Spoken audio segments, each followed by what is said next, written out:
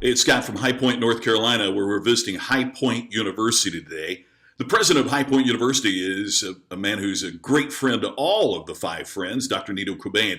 And High Point University is now become the #1 regional college in the South, according to the rankings by U.S. News and World Report. Now, this is a college that was in dire straits a decade ago. So what's the trend in business that I'm seeing, and how does High Point University exemplify that? It is focusing on the experience. One of the things Dr. McKain told us today was that one of the challenges in education is that it's a bunch of old people trying to create an experience for young people, and that just doesn't work. So what I see is the customization of experiences. Are you focusing on the experience that is relevant and timely for your customers? It's an important trend today. Hi folks, what's one of the trends I see in business today? I believe that companies are spending way too much time making sure that their employees are happy and not enough time making sure that their customers are happy. You see, the way I see business working is that when businesses make sure customers are happy, then the customers will pay that company so they in turn can pay the employee. Now, I know that that opinion differs with a lot of the research that's out there and maybe even with a few of my buddies here on the Five Friends. However, I think you work for the company. I think it's your business on your time to make sure that you're happy.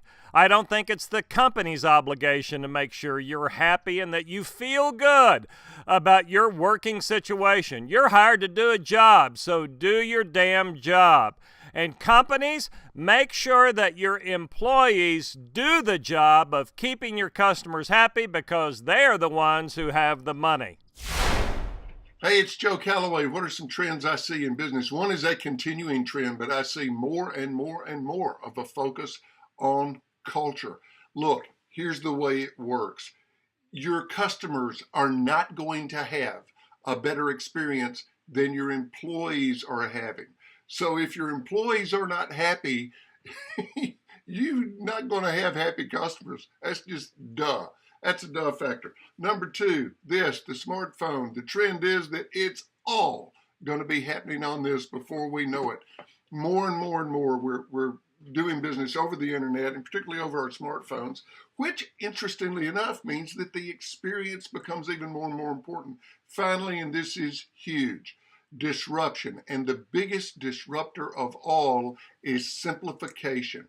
If you can simplify like Uber did, like Warby Parker did, if you can make things simpler for your customer, you're probably going to win. Have a good day.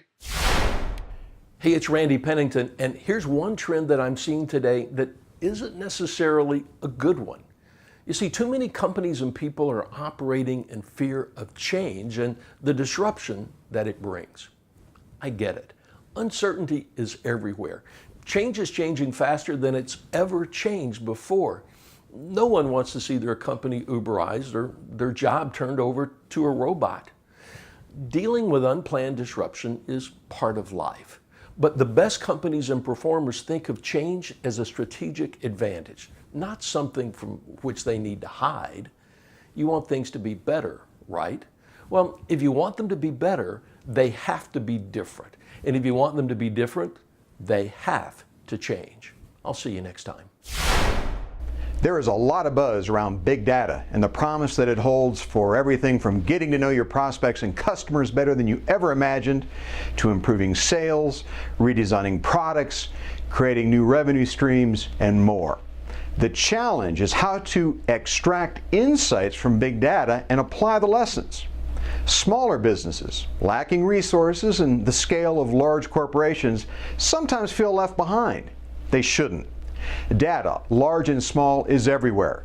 Things as simple as Google Analytics can give small business people tools they can use to improve their online effectiveness.